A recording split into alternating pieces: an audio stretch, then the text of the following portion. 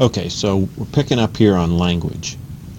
Language is talking about anything that has to do with essentially words.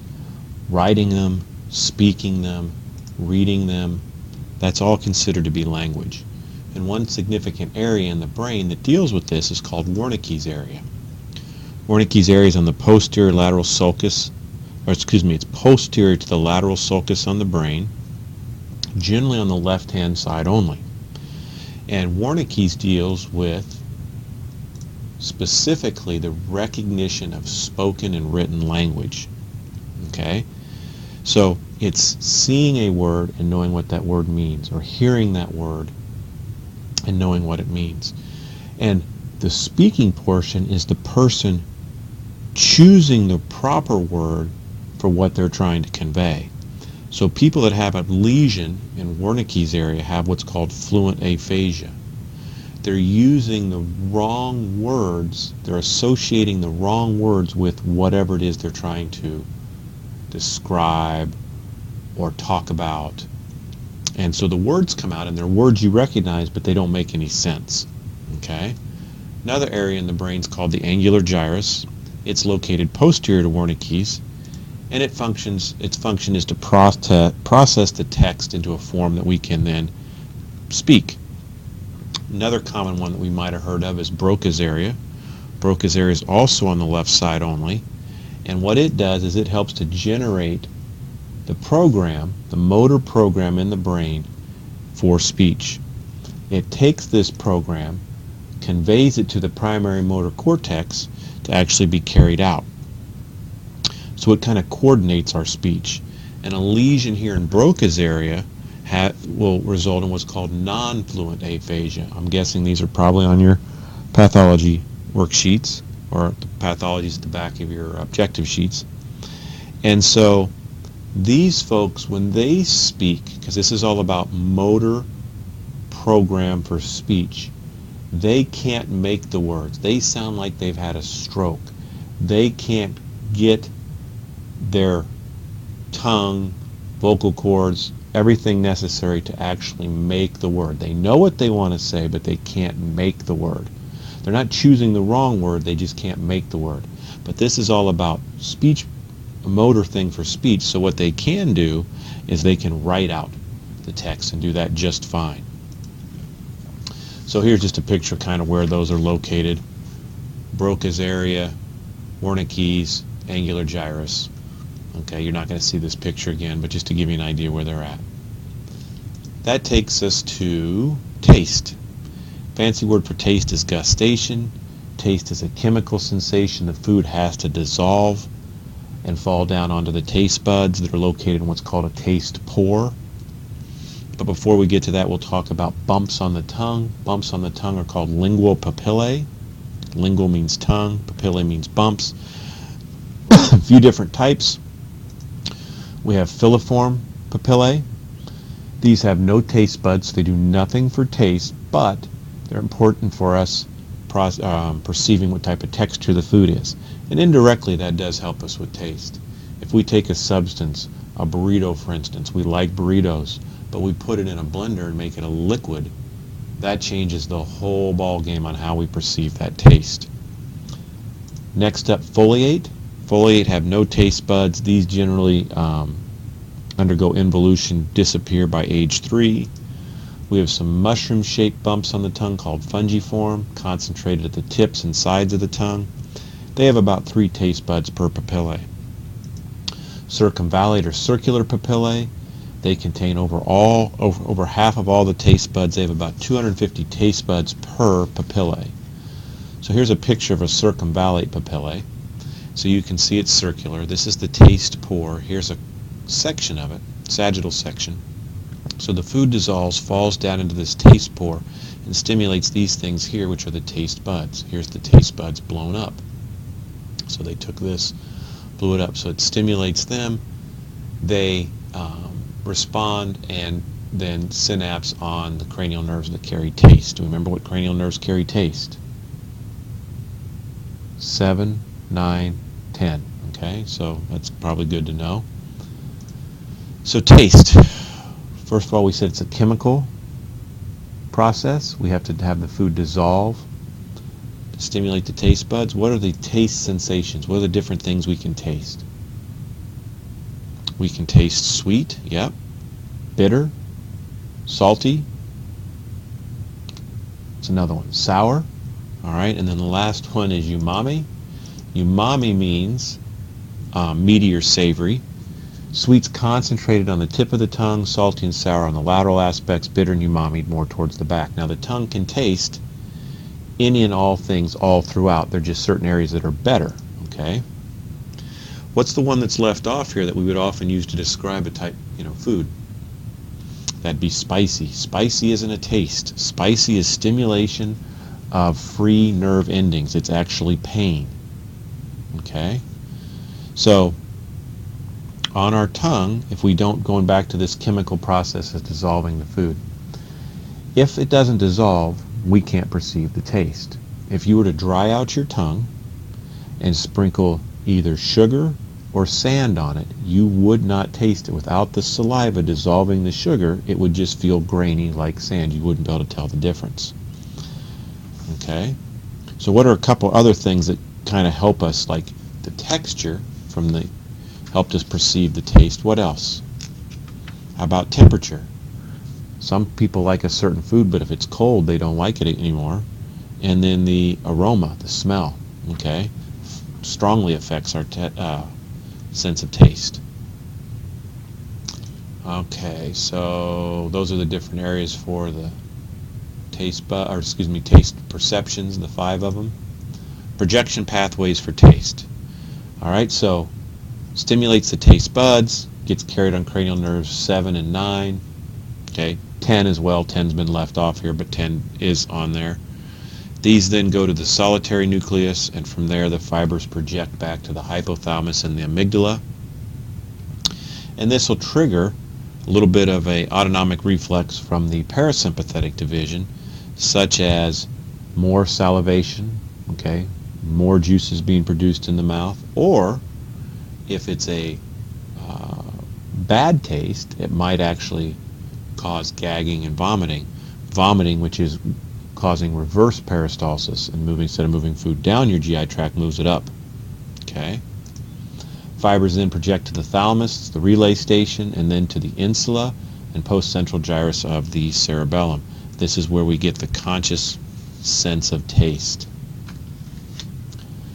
Next special sense is smell. Smell is called olfaction. That's why the cranial nerve 1 handles it. It's the olfactory nerve.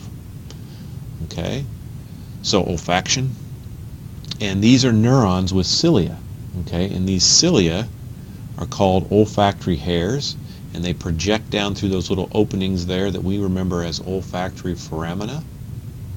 They were in a portion called the cribriform plate of what bone? The ethmoid bone. Okay, so chemical sense, highly sensitive. We can distinguish as many as 10,000 different odors. 5 tastes, 10,000 odors. The sense of smell is much more advanced than the sense of taste. We can smell things that are concentrated in a few parts per trillion. So it doesn't take much of it, and we can pick up on that smell. Would you suspect men or women have a more sensitive sense of smell? Women do. And it actually increases during ovulation. Their sense of smell gets heightened, and they can smell even better, probably sniffing out the pheromones. So, olfactory neurons, olfactory cells, they have the cilia. They go down through the cribriform plate, through the olfactory foramina. They survive for about 60 days. They're the only place that a neuron is exposed to basically what would be the outside world, because it's in the nasal cavity. That's considered outside the body. They have binding sites for odor molecules, and there's a thin layer of mucus there that helps to trap them. And then, like I said, the axons pass through the cribriform plate, and they synapse in the olfactory bulb. The olfactory bulb is where we're going to be able to inhibit that sense of smell. So once we smell it, then we have some things that take place to inhibit it so that we're not overwhelmed by that smell. The other thing is these receptors, when we described them back in Unit 4, were these tonic receptors or phasic receptors? They were phasic receptors because they had a burst of activity, and then they accommodate to that so that you can smell other things. The bulb cells axons are what we actually look at as the olfactory nerve. So here's a picture of what that looks like. Here's the olfactory bulb. Here are these nerve fibers with their little hairs and a thin layer of mucus, binding sites for these odor molecules, passing up through the olfactory foramina of the cribriform plate of the ethmoid. So, first of all, the odor molecules must evaporate in the air. They have to be volatile, evaporate into the air, and then they bind their receptor on that olfactory hair, and then they work through a secondary messenger system, cyclic AMP, which we're familiar with, and this will create a receptor potential and then lead to an action potential in the neuron itself. These were phasic receptors, so they adapt quickly, and there's some of that inhibition that takes place in the olfactory bulbs. Okay, the bulb cells themselves, they're axons bundled together to form the olfactory tracts, and they lead back to areas like the hypothalamus, the amygdala, which had to do with emotion, hippocampus that had to do with memory. Smells are very strongly tied to memories. Okay, so there's a very strong emotional response sometimes to odors. That can be a positive response or a negative response. Here's a picture of them going through the brain and to the different areas. That's, once again, not important. It's a little more than what we need to know. So let's see here. Next up, sound. Okay, so what is sound? Sound is vibrations passing through the air. So audible vibrations of molecules. These vibrations can pass through air is the best, liquid second best, solid is the least best for being able to hear, but you can hear through solid walls. The vibrations will pass through there. These vibrations push air molecules into the eardrum and bang into that tympanic membrane, also known as the eardrum. So, how do we measure sound? We have what's called pitch, that's measured in hertz, and it's the frequency of vibrations, how fast it vibrates. The faster it vibrates, the higher pitched it is. The slower it vibrates, the lower the pitch. Okay? Hearing range is between 20 and 20,000 hertz, with language, or not language, speech, being about 1,500 to 4,000, where hearing is the most sensitive. So when somebody starts to have the ability, or starts to lose the ability to hear speech from other people, that tells you that they've lost lots of other ranges of hearing that they're not probably even aware of. We measure the loudness in decibels, and this is the intensity of the sound energy, and listening to anything over 90 decibels can cause hearing damage. Now you guys are familiar with the ear. You know where the ear is. We have two of them. This is what we call the ear. It's actually called the pinna, P-I-N-N-A. Okay, and then the opening there, the hole, is called the auditory canal. It runs through that external auditory meatus of the temporal bone, and it's made up of bone and cartilage, and it's an S-shaped tunnel. It's not straight. That's why when the doctor looks in your ear with the otoscope, they're pulling up on your ear or down on your earlobe to try to straighten out that tunnel so that they can see the tympanic membrane in the back.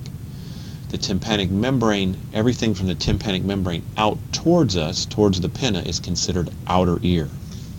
If you go behind the tympanic membrane, then you're in the middle ear. Okay? So the middle ear is in what's called the tympanic cavity. It's in the temporal bone.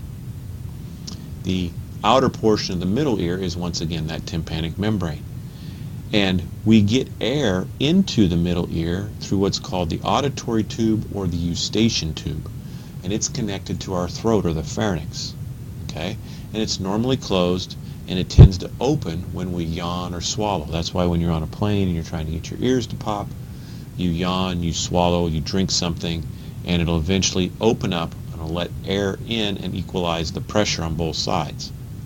Because what's happening when you're in that plane is there's a greater pressure inside the ear than out, and it's pushing out on that tympanic membrane, which is not allowing it to vibrate. which then dampens the sound. So the auditory tube is the same thing as eustachian tube. It's used to equalize pressure on both sides of the eardrum, opens during swallowing or yawning. Also in the middle ear we've got the three ear ossicles, the three bones. Used to be called the hammer, anvil, and stirrup, and now they're more commonly called malleus, incus, and stapes. Two muscles located there. We have a stapedius and a tensor tympani muscle. The stapedius is a muscle that attaches to the stapes.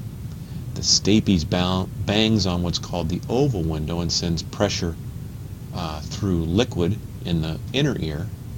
And so if it contracts, it's like the stapes is like a door knocker. And if we have something attached to it, it doesn't allow it to bang as hard as it normally would, so it dampens the pressure changes, or excuse me, the pressure vibrations going through the liquid of the inner ear. And the tensor tympani muscle attaches to the tympanic membrane or the eardrum, and it pulls it tight so that it can't vibrate as much, once again deadening the sound a little bit. So here's a picture of the outer ear tympanic membrane out. This is the auditory canal. Now behind it, here's the tympanic membrane. We've got the malleus, the incus, and now here's the stapes. It looks like a stirrup, okay? And it attaches to what's called the oval window, and it bangs on it. Here's the auditory tube that allows air pressure back in here when we swallow, or eustachian tube. The inner ear is this structure here, the cochlea, the vestibule, and these semicircular canals. Okay. So looking at the inner ear, these are passageways through the temporal bone, and it's referred to as the bony labyrinth. And inside of it, there's a membranous labyrinth. So think of it as a box, and the box being bony labyrinth, and inside there you've got something housed in a Ziploc bag. That's the membranous labyrinth, okay? Now, inside the bag you've got liquid. That's going to be endolymph. Outside the bag, between the box and the bag, you have a liquid, and that's called perilymph, okay? And then this inner ear, you have what's called the vestibular apparatus. It's the vestibule and the semicircular canals, and you have the snail-shaped structure called the cochlea. The vestibular apparatus is for equilibrium and balance. The cochlea is for hearing. Here's another picture of it broken up. Vestibular apparatus, the vestibule, and the semicircular canals innervated by the vestibular nerve. The cochlea for hearing, innervated by the cochlear nerve. They merge together to give us cranial nerve 8, the vestibular cochlear nerve. Inside the cochlea that deals with hearing, we have three chambers. We have a scala vestibuli, a scala tympani, and then we have a cochlear duct. This is filled with perilymph, this is filled with perilymph, and inside this cochlear duct is endolymph. Alright, so here's a section of what this looks like. They've blown it up to look like this. So what happens is this stape bangs on what's called the oval window, and it sends ripples through the fluid of the scala vestibuli. And it goes all the way up to the top and then comes back down through scala tympani. Okay? And when it does that, it's going to cause changes inside here in this cochlear duct. And in the cochlear duct, we have a structure known as the organ of Corti, which they've blown up right here. And the components of this that we need to know about, there's a bottom membrane known as the basilar membrane. We should be familiar with basal meaning bottom. And coming out of that, we have these hair cells that are embedded in this tectoral membrane. The tectoral membrane doesn't move, while the basilar membrane does move. So when we have a change that causes the basilar membrane to move, let's think of this bowing upward. It's going to cause the stereocilia, these little hair cells called stereocilia, 3 outer layers, 1 inner layer, to bend. They're stuck here, this moves, they bend. Bends them left or right laterally. That bending is the mechanical stimuli that opens up a mechanically gated channel for potassium. Potassium runs in, depolarizing that cell, and can lead then to an action potential. It's as simple as that. It's how it works. The 3 outer hair cells help fine-tune the hearing, while the inner layer of hair cells are what's actually the sound that we're perceiving. So, 3 fluid-filled chambers, mention those. Cochlear duct, where we have the organ of Corti, that's where hearing takes place. Basilar membrane, the bottom membrane with stereocilia coming up, embedded in this tectoral membrane. And then we have a single row of inner hair cells where we actually hear, 3 outer rows of hair cells where we fine-tune the sound. Here's another picture of what it looks like. Endolymph in the cochlear duct, perilymph in the 2 scalas, vestibuli and tympani. Okay? So, already kind of mentioned what happens. Tympanic membrane vibrates easily. This gets conducted through the ossicles, the malleus, incus, and the stapes. The stapes bangs on the oval window, causes pressure changes, ripples through the scala, through the perilymph of the scala vestibuli. This leads to vibrations in the endolymph of the cochlear duct, and it distorts the basilar membrane. Okay?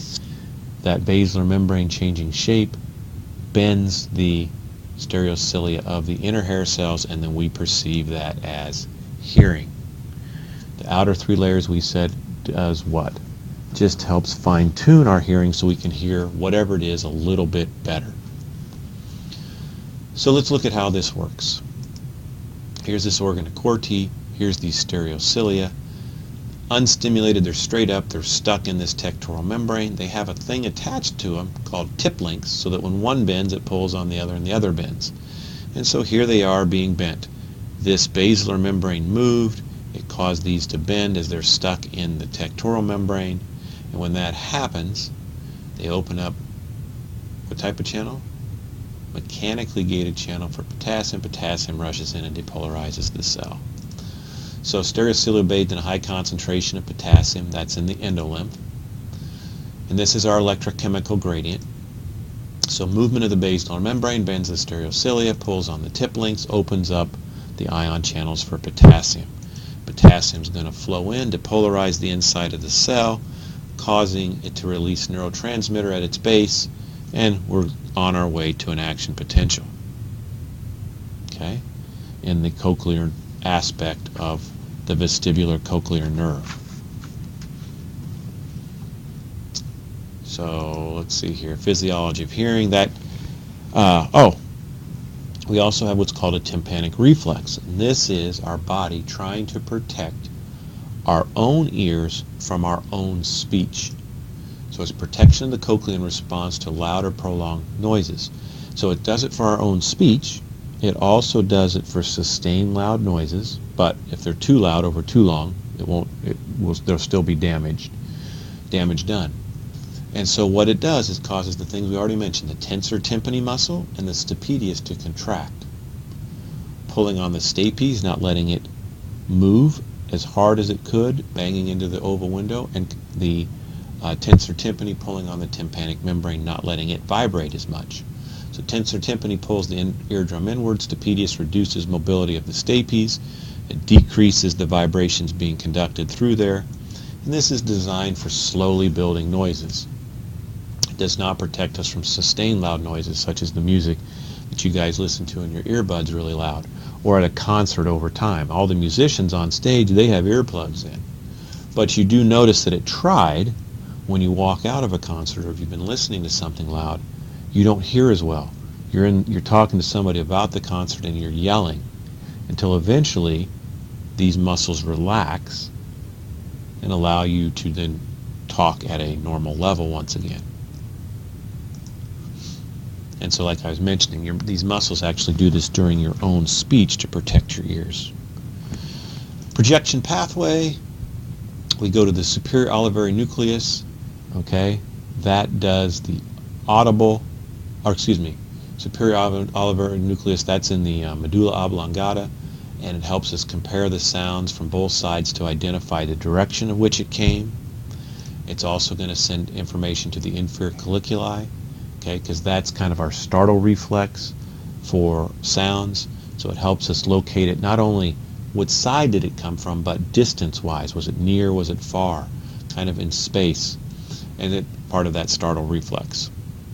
so that we snap our head around, get our eyes on whatever that might be in case it's a fight or flight type of situation. And then we send fibers to the temporal lobe where we actually consciously perceive the sound and decide what that sound was. Okay?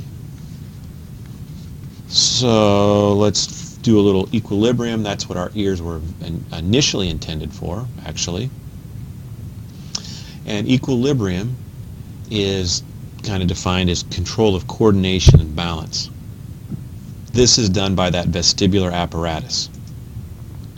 What makes up the vestibular apparatus? We've got the semicircular canals, and they contain a structure known as the crista. And we have two chambers known as the saccule and the utricle that contain what's known as the macula. Okay? So we're going to have a macula in the saccule, we're going to have a macula in the utricle. We're going to have a crista in each of the three semicircular canals.